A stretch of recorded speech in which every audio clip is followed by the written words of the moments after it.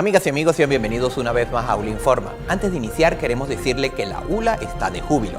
Felicitamos a los profesores de la Universidad de los Andes, Rafael Almeida, de la Facultad de Ciencias, y Pedro Rada, de la Facultad de Medicina, quienes resultaron ganadores del premio Lorenzo Mendoza Fleury 2017, otorgado por la Fundación Polar. Nos unimos al júbilo que embarga a sus familiares y amigos. También les informamos que el vicerrector administrativo de la Universidad de los Andes, Manuel Aranguren Rincón, informó que este jueves recibió parte de los recursos para pagar la cesta ticket al personal universitario. Sin embargo, destaca que la diferencia para llegar a los 108.000 bolívares no fue enviada y hasta la tarde de este 27 de abril no habían llegado a la ULA estos recursos. De inmediato iniciamos con los titulares de las noticias regionales más destacadas. El evento de formación de derechos humanos organizado por Amnistía Internacional y el Observatorio de Derechos Humanos de la ULA, la denuncia que realiza el Observatorio Penal Venezolano en Mérida ante los hechos de violencia y el contexto universitario a EULA irá a la hora cero a partir de la próxima semana. Iniciamos. El Observatorio de los Derechos Humanos de la Universidad de los Andes y Amnistía Internacional Red Mérida dio inicio al ciclo de formación de derechos humanos MADIVA. En la Facultad de Ingeniería de la Universidad de los Andes se instaló este ciclo de formación en derechos humanos, MADIVA, el cual comprende 7 sesiones y se realiza en honor a Nelson Mandela, expresidente de Sudáfrica, abogado, defensor y activista en derechos humanos. Es un programa de formación que ofrece el Observatorio de Derechos Humanos de la Universidad de los Andes en coalición con la Red Mérida de Amnistía Internacional, Fundación Celta, Civilis, Derechos Humanos. Es muy importante para nosotros la formación en derechos humanos por la profunda crisis institucional, social, económica y política por la cual está atravesando nuestro país. Nosotros con este curso de formación buscamos abrir un espacio para el debate, para la discusión, para el intercambio de ideas, opiniones desde todos los ámbitos, desde todas las perspectivas, donde los defensores de derechos humanos que tienen ya experiencia en la región empoderen a las personas que están interesadas en hacer la lucha y trabajar por los derechos humanos. El rector de la Universidad de los Andes presidió el acto de instalación de esta actividad de promoción y defensa de los derechos humanos. Yo creo que esto corresponde con el papel que debe cumplir una universidad frente a su sociedad. Y es el hecho de hacer que los ciudadanos se empoderen de aquellas habilidades y destrezas, actitudes con C y aptitudes con P que permitan que los ciudadanos de la calle, lo que se llama coloquialmente un ciudadano de a pie, pueda ser un activista y un defensor no solamente de los derechos fundamentales que están en nuestra Constitución, sino de los derechos humanos que a nivel mundial así se les considera. Cada una de las personas que se ha inscrito en este curso, que tiene, por cierto, como nombre MADIVA. MADIVA es el nombre familiar con el que se le llamaba a Nelson Mandela. Que cada quien sepa en qué consisten los derechos humanos, cómo se defienden, cómo se denuncian, ante qué instancia yo puedo acudir, cómo puedo protegerme, cómo puedo proteger a otros ciudadanos, cómo puedo proteger a la comunidad, cómo puedo proteger al país, a las comunidades de eso que llaman derechos difusos. Yo creo que todo esto es tan importante, que es uno de los acontecimientos más relevantes, sobre todo en momentos tan aciagos como este, en momentos en que este país está luchando por reconstruir la democracia. Este viernes comienza la primera sesión de este ciclo de formación. El tema es Derechos Humanos, Nociones Fundamentales, Sistema Internacional, Derechos Humanos y Democracia, a cargo de los especialistas Ana Gabriela Centeno y Francisco Ferreira. Narci Delgado, ULA Informa. El Observatorio de Derechos Humanos de la Universidad de los Andes está documentando todas las violaciones que se han dado en las protestas en Mérida a fin de presentarlas ante los organismos correspondientes. La situación de violaciones a los derechos humanos en el marco de las protestas sumamente preocupante. Ya en 3 semanas de protestas tenemos lamentablemente 30 fallecidos.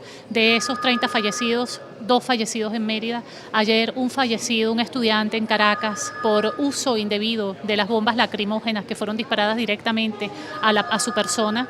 Destaca que se tiene otro tipo de violaciones a los derechos humanos en el Estado y que son analizados a diario, además de crear programas de difusión para que los ciudadanos se enteren de cuáles son y se pueda emprender una defensa efectiva.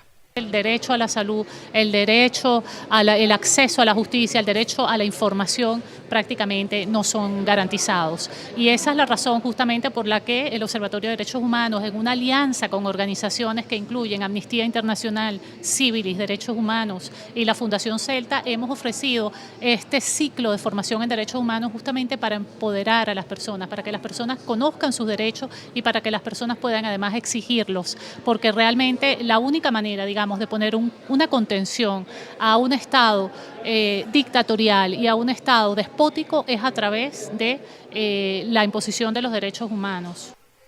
Han recibido varias denuncias sobre violaciones de derechos en Mérida durante las manifestaciones recientes. No solamente relacionadas con la represión en el marco de las protestas, sino incluso denuncias relacionadas con el tema de salud en el hospital universitario, lamentablemente.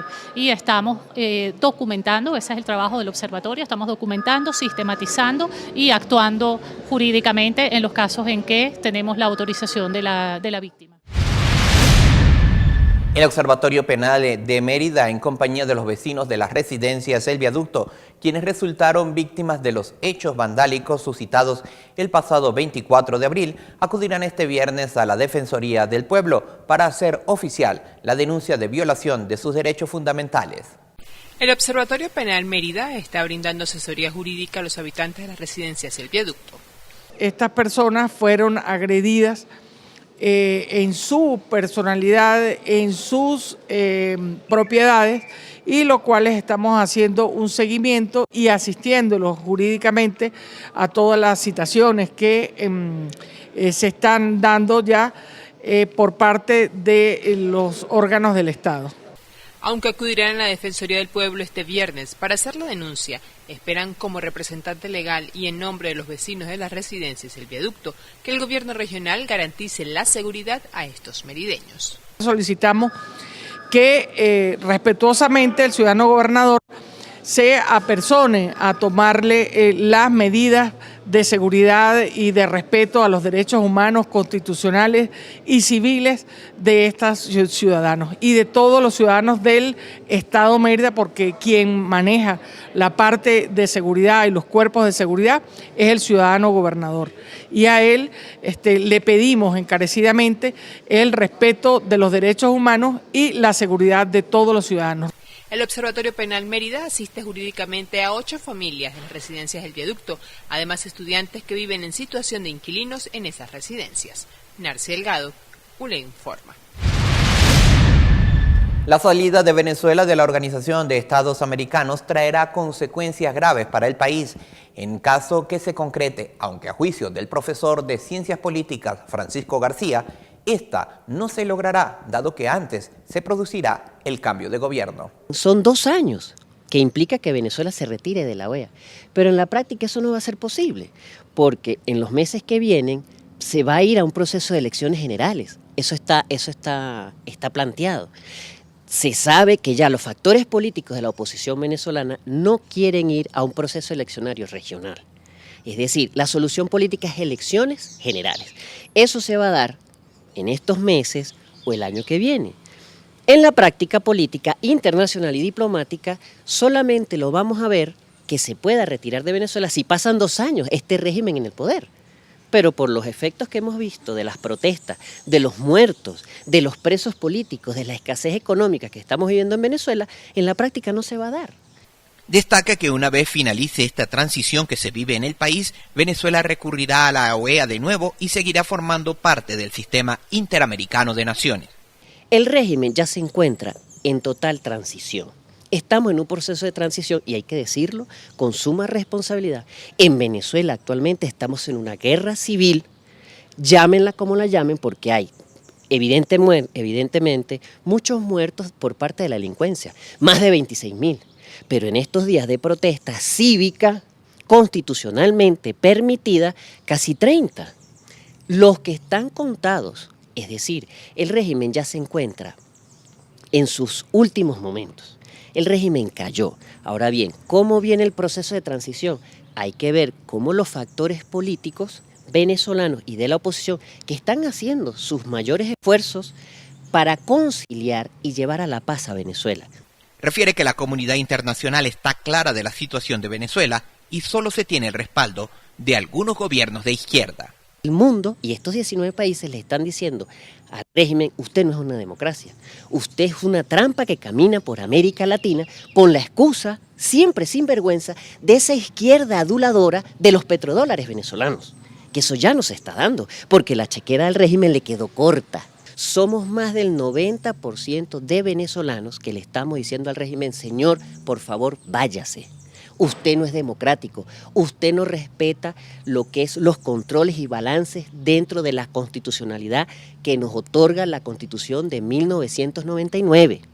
Esta salida de la Organización de Estados Americanos traerá problemas económicos para los venezolanos como consecuencia de esta decisión del presidente de la República. Nadie quiere hacer negocios con Venezuela donde no se respeta el Estado de Derecho.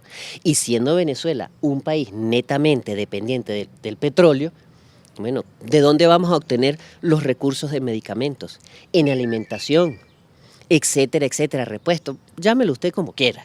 ¿De dónde lo vamos a obtener? Bueno, muchas empresas transnacionales, multinacionales dicen, un momento, con Venezuela ahorita no se puede invertir porque no hay constitucionalmente respeto a los derechos. Entonces, como no hay garantías jurídicas, yo no invierto en Venezuela. Y los que están invirtiendo en Venezuela se van a retirar.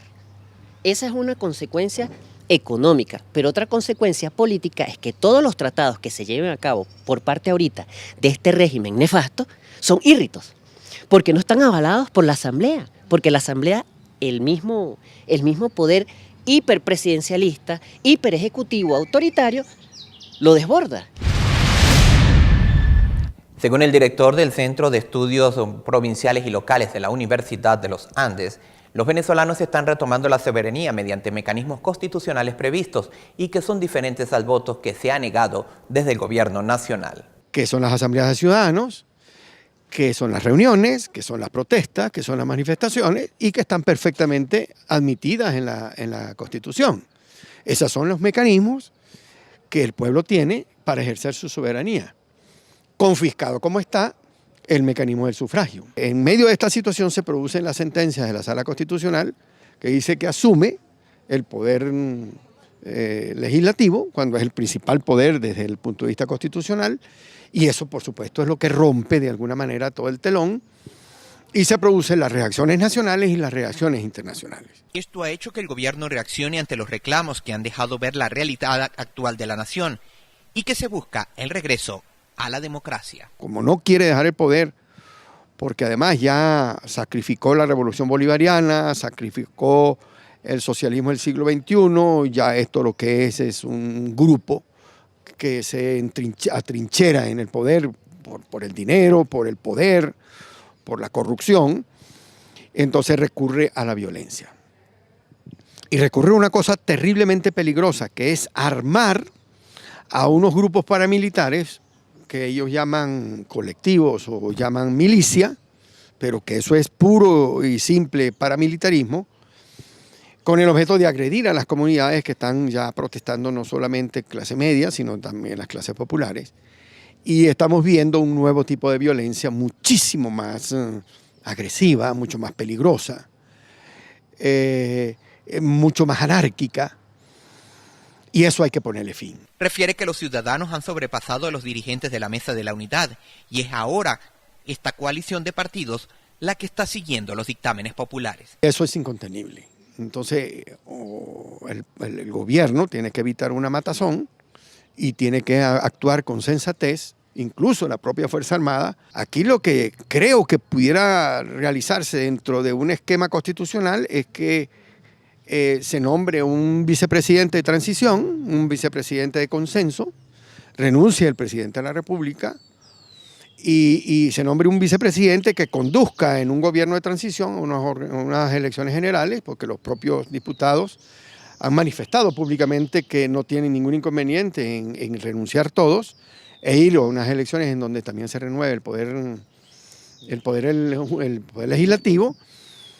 y conjuntamente con esa transición se pueda renovar los rectores, los dos rectores que fueron ilegalmente designados por el Tribunal Constitucional, y se renueve también la sala constitucional y la sala electoral, que también está vencida, mediante esos mecanismos que tiene que haber fórmulas para que siempre dentro de la Constitución. Afirma que se tiene que buscar una salida rápida para la crisis humanitaria que se tiene en Venezuela, pero para eso se requiere de una transición hacia un gobierno con el respaldo de todos. El problema no es la Constitución. El problema es que no hay Estado de Derecho. Lo que queremos es reponer el Estado de Derecho. Yo soy totalmente contrario a que resolvamos un problema por una vía tangencial cuando el problema es el gobierno. El problema es la Constitución. Yo soy partidario, como profesor de Derecho Constitucional, que respetemos la Constitución y que cada poder ejerza su propio poder y que se devuelva a la soberanía al pueblo, que es quien tiene el voto, la soberanía popular, todo el poder tiene que emanar desde el pueblo. Según informa la secretaria de Organización de la EULA, la acción que emprenderán los empleados ulandinos a partir del 1 de mayo es a manera de un paro indefinido, pero en sus puestos de trabajo. Es decir, el paro es estar en su lugar de trabajo con brazos caídos o en su defecto con acciones de calle de manera simultánea que se vayan ejecutando. Sin embargo, descarta las acciones de calle por el clima de zozobra que existe en la ciudad. Nosotros llamamos a nuestros afiliados a estar alerta de cómo la Asociación de Empleados cumpliría los mandatos que está dando la Federación a partir del 1 de mayo, si sería con un horario de contingencia, que es otra posibilidad que pudiésemos tener para poder aportar nuestro grano de arena en la lucha nacional que vamos a hacer con relación a la tercera contratación colectiva. Sin embargo, no me extrañaría que el gobierno ya tuviese la contratación lista y firmada porque nuestro presidente fue llamado a firmar un proyecto ya realizado. Queremos entonces que nos dejen por fuera, pero no en la aprobación de una contratación colectiva que no esté consona a la realidad del país, que no esté consona con la inflación, que no vaya a cubrir realmente los derechos de los trabajadores, como es la parte del seguro, como es la parte de salud y como lo establece la Ley Orgánica del Trabajo, que el sueldo debe garantizarle el bienestar y debe cubrir las necesidades de los trabajadores. Indica que el proyecto de la tercera convención colectiva actualmente en discusión no se ajusta a las necesidades económicas y médico-asistenciales de los universitarios. Nosotros los llamamos a estar alerta para ver cómo vamos a ejecutar el cronograma de acciones que nos dé la Federación Nacional y obviamente que tenemos que seguir luchando, no nos podemos dejar vencer y sobre todo tenemos que estar muy claros de la situación que estamos viviendo en Venezuela. En este momento Venezuela es quien está en un hilo realmente difícil, en una coyuntura y yo creo que si no tenemos país no tendremos universidad. Narci Delgado, ULA Informa. Con 100% de satisfacción para los afiliados, Fonprula aprobó todos los préstamos solicitados sin necesidad de sorteo, debido a la oferta de disponibilidad financiera superó la demanda. Nos complace anunciar que este 26 de abril, tal como estaba pautado el sorteo de la segunda fase del primer periodo de otorgamiento de préstamos programado por Fonprula, se hizo un análisis del número de solicitudes que fueron consignadas, programadas en términos del 30% de los recursos destinados para este primer periodo que iba a ser otorgado durante este proceso de sorteo. Y en este momento, analizando cuánto fue la cantidad de solicitudes recibidas, tanto para préstamos de corto plazo como el préstamo de fines varios, podemos anunciar que en el caso de fines varios recibimos 97 solicitudes y en el caso de corto plazo recibimos 84 solicitudes. Analizados los montos totales que comprometen esta cantidad de préstamos, tanto para corto plazo como de fines varios, nos hemos percatado que la oferta que Fonprula ha hecho en términos de los recursos destinados para esta segunda fase cubren con creces la cantidad de solicitudes y el monto que se compromete con estas solicitudes. Por lo tanto, la gerencia de Fonprula ha considerado prudente no llevar a cabo el proceso de sorteo, dado que los recursos que disponemos permiten cubrir todas las solicitudes. A partir del día martes ya los colegas profesores pueden presentarse en nuestras taquillas a consignar la documentación necesaria para procesar definitivamente sus solicitudes y en el corto plazo poder estar entregando los recursos destinados para esta segunda fase. Desde el martes 2 de mayo se comenzarán a recibir las solicitudes para el próximo sorteo programado el 17 de ese mes. Además, la Junta Directiva flexibilizó los requisitos del fiador, quien solo debe presentar estado de cuenta y no estados financieros. Nereida Pacheco, ULA Informa.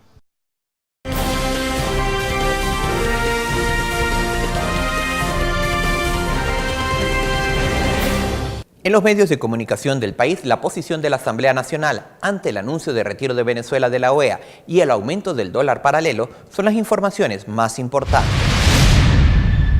Luis Florido aseguró que Venezuela no se puede retirar de la Organización de Estados Americanos a no ser que la Asamblea Nacional apruebe esta decisión y siga los caminos regulares. Un gobierno que rompió el orden constitucional no tiene ni la fuerza ni el poder para salirse de la Organización de Estados Americanos. Eso en primer lugar, que quede bien claro. En segundo lugar, la Asamblea Nacional tendría que aprobar en todo caso la salida del sistema interamericano. Y eso no está ocurriendo ni va a ocurrir. En tercer lugar, la Carta Fundacional de la OEA no establece mecanismos para salirse del sistema. No hay forma alguna en que el gobierno de Nicolás Maduro pueda salirse de la OEA. Y por eso mi llamado a la comunidad internacional, hay que seguir adelante. La cotización del dólar paralelo se disparó nuevamente en Venezuela. Esto, según especialistas, se debe a diferentes factores. A pesar de que en marzo se registró un retroceso, en el mes de abril el dólar paralelo ha tenido un repunte nuevamente. La subida calculada es de 28,5%, mientras el gobierno afina detalles para activar la nueva fase del DICOM, que otra vez pretende cerrarle el paso al mercado no oficial. La cotización del dólar en el mercado negro se despega de nuevo. El paralelo ha estado repuntando por varios factores, entre ellos porque persiste la fuerte inyección de bolívares a la economía, lo que aumenta la demanda. Esto según Asdrúbal Oliveros, economista de la firma Ecoanalítica. El gobierno no ha detenido el alza de la liquidez en bolívares. Además, a la banca se le flexibilizó la entrega de créditos. Hay más dinero en la calle y eso impulsa la demanda de dólares, pues la gente busca resguardarse y una forma de hacerlo es comprando divisas, aseguró. Agregó que otro de los factores que ha hecho que el paralelo suba es la caída en la oferta de dólares. Según cifras de Ecoanalítica por los mecanismos oficiales, en marzo apenas se liquidaron 7 millones de dólares por día.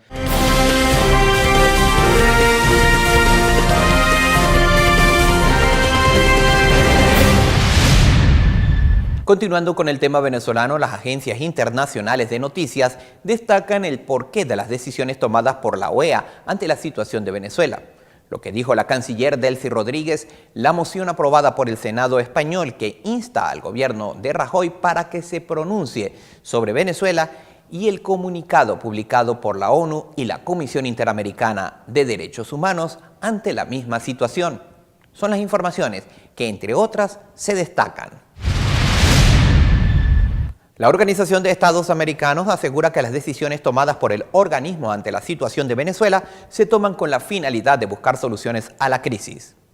Ha sido una decisión fundamental para que la OEA cumpla con sus obligaciones, con la responsabilidad que le corresponde y en ese sentido se abren espacios para que se exploren salidas, para que se construya a través de la política y de la diplomacia, de manera que este es todo un proceso al cual nos iremos aproximando con la convicción de que lo que corresponde es cumplir con nuestros deberes y hay valores fundamentales como son la democracia y la garantía y respeto de los derechos fundamentales de todos los habitantes de nuestro continente.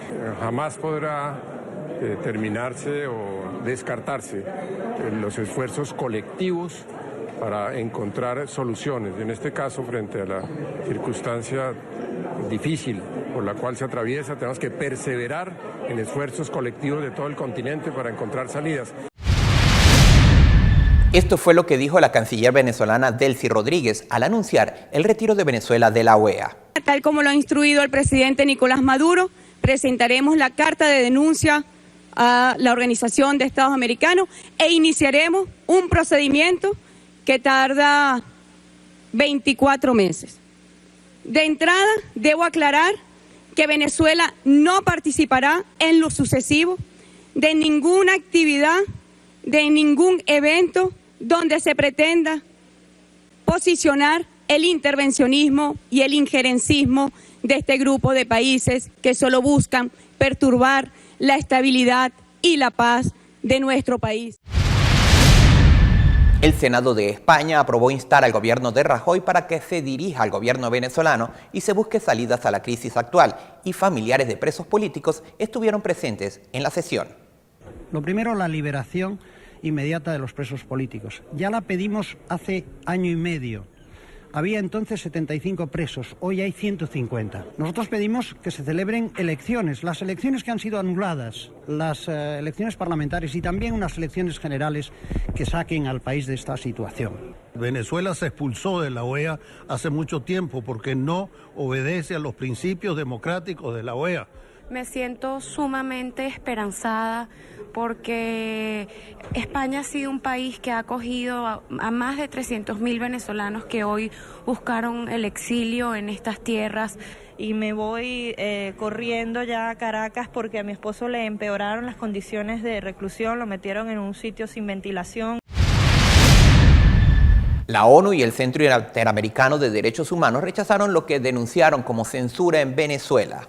En un comunicado, David Kaye, relator especial de la ONU, y Edison Lanza, su contraparte en la CIDH, aseguran que la regulación de páginas de Internet o señales televisivas en territorio venezolano, aún bajo estado de emergencia, son desproporcionadas. Al menos 12 periodistas venezolanos e internacionales habrían sido detenidos durante las protestas de las últimas semanas, según reportan ambos organismos. Reporteros Sin Fronteras asegura que la libertad de prensa en varios países del mundo es censurada, incluyendo países latinoamericanos. El trabajo de los periodistas es más complicado que nunca, advierte el grupo Reporteros Sin Fronteras en la Clasificación Mundial de la Libertad de Prensa 2017. En todos los lugares donde el modelo del hombre fuerte y autoritario triunfó, la libertad de prensa retrocedió, y la obsesión por la vigilancia y el que se no respete el secreto de las fuentes periodísticas contribuyen a que numerosos países que antes tenían un buen desempeño descienden en la clasificación de este año. Ese fue el caso de Estados Unidos, que cayó 2 escaños. En Estados Unidos aún tenemos periodistas encarcelados, por ejemplo el whistleblower Jeffrey Sterling. Hay que destacar también los recientes ataques verbales a periodistas del presidente Trump, que declaró varias veces que la prensa es el enemigo del pueblo. Teñidos de naranja y rojo se hallan la mayoría de los países latinoamericanos en el informe, denotando el índice decadente de la libertad de prensa en el hemisferio. El gremio periodístico está muy estigmatizado en Nicaragua. Los periodistas suelen ser víctimas de campañas de acoso, de detenciones arbitrarias y de amenazas de muerte. México sigue siendo el país más mortífero para la profesión, pero en donde el nivel de censura es extremo es en Cuba, indicó vía Skype el activista Emmanuel Colombier. El acceso a Internet es muy complicado, lo que no permite también tener una prensa libre. La situación en Venezuela, aunque no fue detallada en el informe, tampoco se puede ignorar, señaló Reporteros Sin Fronteras. Tenemos casos de agresiones, de confiscación de material, de detención arbitraria. Ante la situación de protestas en el país, venezolanos se dedican a auxiliar ciudadanos que resultan lesionados. Cientos de voluntarios equipados con monomáscaras antigas y cascos blancos con una cruz verde caminan a diario entre las marchas opositoras de la capital venezolana. Se han convertido en una brigada que cuida de los heridos y lesionados de las protestas sin importar su ideología. Carlos Zambrano es un odontólogo de 25 años que forma parte del grupo de voluntarios. Somos un grupo de voluntarios, prestamos un servicio de primer auxilio en el lugar y momento de los sucesos. Esto está conformado por médicos, estudiantes de medicina, odontólogos, estudiantes de odontología, paramédicos, bomberos, especialistas.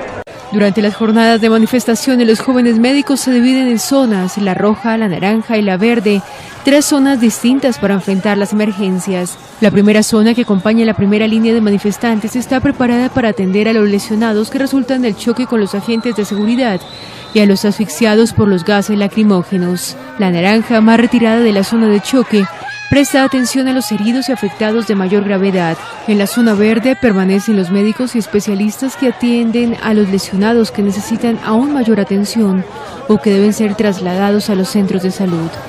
El grupo trabaja con productos donados por partidarios que apoyan su causa. Nos han donado muchísimos insumos y material que es el que utilizamos no solo para atender a los manifestantes o las personas que salgan heridas, sino que también se están haciendo donaciones a hospitales o centros donde realmente necesiten las medicinas y que no han podido conseguir.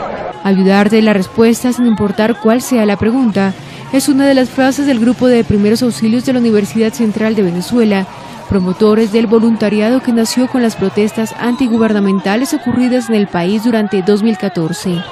Esta organización de voluntarios centró la atención hace unos días luego de que un comentarista de la televisión estatal venezolana llamara la atención sobre ellos al asegurar que es un grupo financiado por la oposición y los comparó con organizaciones que prestan apoyo a los grupos rebeldes en Medio Oriente. El gobierno de Colombia confirmó que 3 militares venezolanos solicitaron refugio en ese país.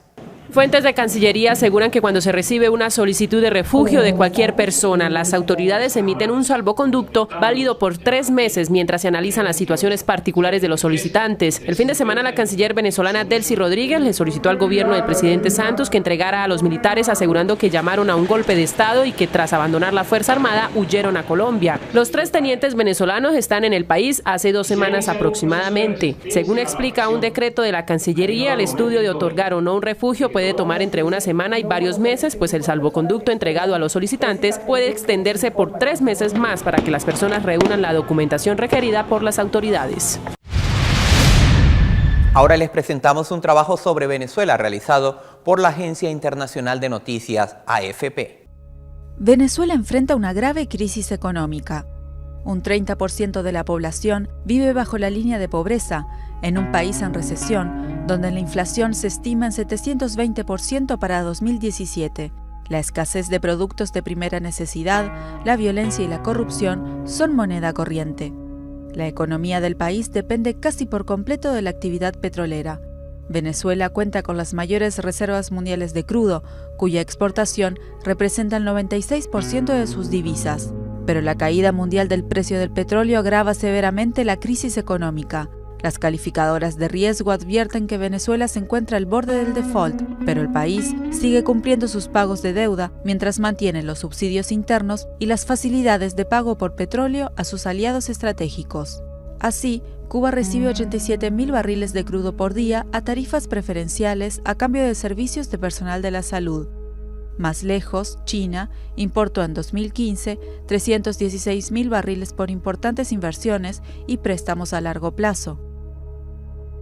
A pesar de la tensa relación bilateral, Estados Unidos continúa siendo el principal cliente petrolero de Venezuela, que en 2015 le vendió 731.000 barriles por día. Anteriormente les habíamos preguntado, ¿considera que la postura de los países de la OEA ante la crisis venezolana es injerencista, sí o no? Para el 20% sí es injerencista y para el 80% no. Ahora les consultamos, ¿cree que el gobierno cumplirá con todos los requisitos para dejar de ser miembro de la OEA? ¿Sí o no? Como es costumbre, les recordamos que la interacción con nosotros la pueden realizar a través de nuestro Twitter, @ula_tv. La valentía es la capacidad de hacer lo correcto, incluso cuando estás asustado casi hasta la muerte. Omar Bradley. Con este pensamiento despedimos esta emisión y les recordamos nuestros horarios de lunes a viernes a las 8 de la noche con reposición a las 6 de la mañana. Continúen con nuestra programación, ULA TV, al servicio de la libertad.